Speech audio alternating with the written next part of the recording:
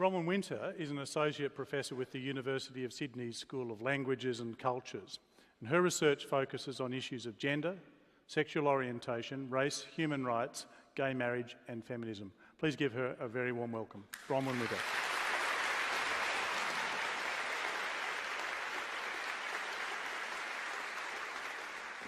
Well, not so much on gay marriage. Personally, I'd like to abolish marriage for everybody. But that's a whole other debate. I'm usually much more extemporaneous when I speak, but this is a very scary thing to do, this debate. I think it's been scary for all of us, so I have a script, which I will read.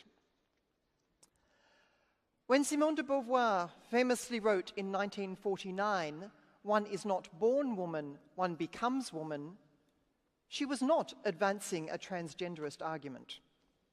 She was critiquing the fact that the number of X chromosomes in our DNA, pace Peter, is used in our societies as a pretext to make women the second sex and dictate gendered roles and behaviours. Feminists of the so-called second wave thought to subvert these binary gender norms and reframe the experience of being woman as not so much about us being different from men, but as different from what men think we are. A person who identifies as transgender retains her or his birth DNA.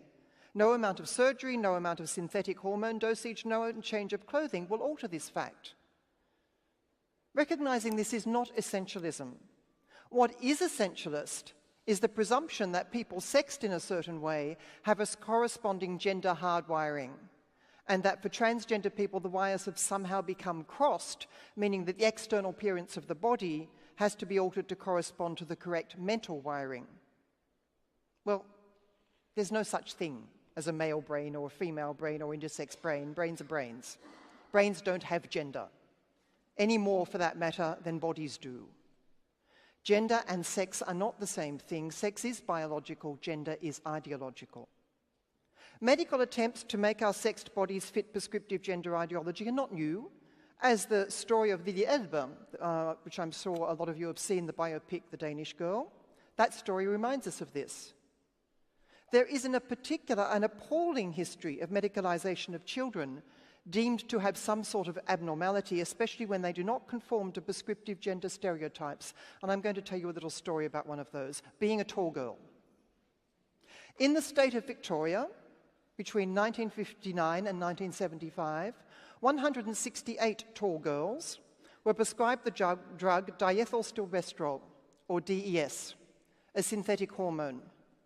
The drug was given to make the girls age faster and thus stop growing too tall. The carcinogenic properties of DES had been proven 4 years before the treatment was stopped. DES has not been used since that time, but the practice of prescribing hormones, usually now estrogen, to girls to stop them growing taller than what is considered normal has continued, and continued for some decades at least in many parts of the world. If it's stopped, it's only very recently. Studies on this practice have shown 3 things. First, high doses of synthetic hormones at an early age have negative health consequences later in life. Second, there is no medical evidence that being tall is harmful to girls. The reason for prescribing treatment is purely ideological. Third, the rate of parental and child consent is significantly higher when doctors advocate the treatment and lower when doctors present a more neutral view. Unsurprisingly, none of this is surprising. Now we have a new ideological justification for meddling with children's development. Some sections of society, and I'm firmly convinced the pharmaco-medical machine, have invented the transgender child. I don't buy the gender dysphoria argument. Let us not forget that until 1990, homosexuality was also considered a mental illness. Such illnesses are ideological constructions to fit the political needs of the moment. Statistics on the trauma of adolescents going through an unwanted puberty and on depression and suicide rates are routinely cited as arguments in favour of transgendering children. But guess what? Adolescence is traumatic for everyone. And risks of self-harm are greater at that time for everyone. The statistics on girls self-harming during adolescence are appalling. Growing up brings its share of joys and discoveries. It's confronting and awkward and messy for everyone. but we do in the end have to grow up. Girls who have felt suicidal, who have histories of eating disorders and self-harm, who have felt our bodies were all wrong, and who have suffered from conservative and abusive family or school environments and have come out the other side, or are perhaps still working on coming out the other side, we all know that the problem is not our bodies or our brains. The problem is not us. The problem is society. The problem is gender. Feminists should not be shamed or censored for talking about our both intimate and social and indeed political experience of our female embodiment. Some male to female transgender activists get upset about feminists banging on so much about women's sexual health and reproductive rights because it excludes them. Julia Serrano, who's a very well-known transgender activist, has written on this, among many others. When we try to organise around women's specific experience or create spaces in which we XXs of the world may talk freely and feel physically and psychologically safe, we are pejoratively branded TERFs, trans-exclusionary radical feminists. This is extremely damaging. Last year, let me give you an example, some female students in Auckland, you may have heard about this, as part of a women's festival organised a cupcake day, with the cupcakes shaped and decorated to resemble women's vulvas. The intent was to encourage women to feel comfortable with their bodies and to combat the idea that women's genitalia are all supposed to fit some prescribed shape and size. A number of male to female transgender people vociferously protested that the cupcake event created an unsafe environment for them and tried to have it shut down. The organisers pointed out that every other event during the festival catered to transgender people. The cupcake event was the only one that focused specifically on women's experience. Some male to female transgender protesters even said the event was killing them. Now, one really wonders how cupcakes can kill people. Perhaps if you lace them with arsenic, I don't know. But it does get more ridiculous. Lesbians are now criticised for imposing a cotton ceiling on male to female transgender people who wish to have sex with us. As a gay male activist blogged, if there was suddenly a swarm of F2M transgender, female to male transgender people, insisting they were gay men and that male-embodied homosexuals should have sex with them, would these homosexuals be expected to accept this as docilely?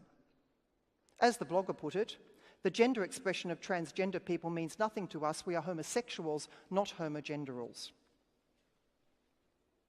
But of course no such swarm exists, because the overwhelming majority, statistically speaking, of female to males previously identified as lesbians from all the research I've been able to do on the topic. There are simply not large numbers of heterosexual women, that is, attracted to men, deciding they want to become men. There are, however, large numbers of male to female transgender people who now claim to be lesbians, which makes them exactly what prior to reassignment? These sorts of absurd polemics are happening because there has been a semantic slippage between sex and gender. Women continue, including in Australia, to suffer various forms of ostracism, humiliation, discrimination and violence simply because we are female, whether or not we conform to gender norms, which does not deny for a minute that people who identify as transgender, intersex, and I think intersex and transgender are separate problems, does not deny the violence experienced by transgender people, not for 1 second. But let's not deny the violence experienced by women. When we protest, we are disbelieved, ridiculed, punished, or simply ignored. Or we are framed as nasty viragos attacking men who are now, poor dears, experiencing a crisis of masculinity, and it's all our fault. The ideology of transgender male-sexed people is providing male-sexed people with new ways of exercising socially, culturally and ideologically their sense of entitlement over women, their presumed right to dictate what a woman is, how women should think and how we should behave. Fortunately, however, a number of brave male to female transgender people, and I like to close on an optimistic note, many of whom refute the label transgender, preferring transsexual, for example, have gone on the record as gender critical and are speaking out against these forms of transgender ideology and the concomitant bullying and misogyny exercised against feminists in its name. These gender critical transsexuals and transgender people have created websites such as Gender Apostates and various blogs, but some of them have themselves reported being bullied by transgender people for daring to critique the doxer. I remain, however, cautiously optimistic. This debate is happening, for one thing. And I am encouraged by the stance of some transgender or transsexual people and some gay men as well, and of course many women, who problematise the ideological conflation of sex and gender.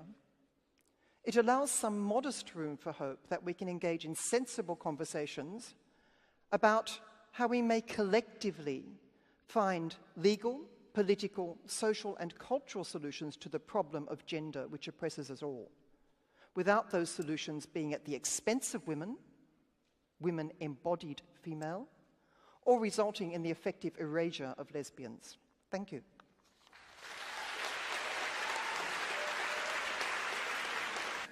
Okay, so that's where we are now. Just to remind you, the motion that we must recognise transgender identity, people's identity. Bronwyn, I saw you shaking your head a bit while Andrea was speaking and furiously writing notes. And just while they set up the microphones, I might ask you what you were shaking your head about. Sure. Am I on? Am I live? Yeah. Yes. Okay. No radical feminist has ever said that transgender people present a moral threat to society. The issue is not there. What consenting people do with their bodies is their choice. What consenting adults do with their bodies is their choice. You want to be transgender? Fine, go ahead and be transgender. Just stop bullying women. There's this narrative of victimhood that is being put forward, that is then put forward as a justification for bullying women into accepting whatever male to female transgenders, some, not all, wish to impose on us. That is just wrong. Andrea, though, first you. Respond to that is directly from Janice Raymond's 1979 book, The Transsexual Empire, The Making of a She-Male. And she directly poses this as an ethical dilemma for humanity. Is that the hurt is working both ways, people. You think this has not done damage to women. You think lesbians have not felt bullied and harassed. You think the women in Auckland did not feel bullied and harassed. And I do take your point. It wasn't all transgender people. It was some transgender people. But those people have hijacked the conversation and they shut down the debate. And that's, I think, doing every single person on this stage a disservice and every single person in this audience a disservice. I did not say that gender is embodied. I said sex and gender are not the same thing. I said our experience is embodied. Gender has done us all damage. If we must live in a gendered society, then let's have a multiplicity of genders and let's respect each other's choices of who we are. My respect for Peter and Andrea should be equivalent to their respect for me, my claiming of space, my claiming of what I want to do with my own body, and my respecting for my needs. If we are actually shouting at each other and not allowing each other space and allowing one group of people to trample over another group of people and say, well, I'm a woman now or I'm a man now and you must accept it, we actually don't get the I'm a man now and you must accept it. We get the I'm a woman now and you must accept it. It's women that are being bullied, not men. I know women who are too scared to come to this debate. I had an abusive phone call following the op-eds in the Herald. This is not a fabricated problem. This is real and women are being bullied. Can I just...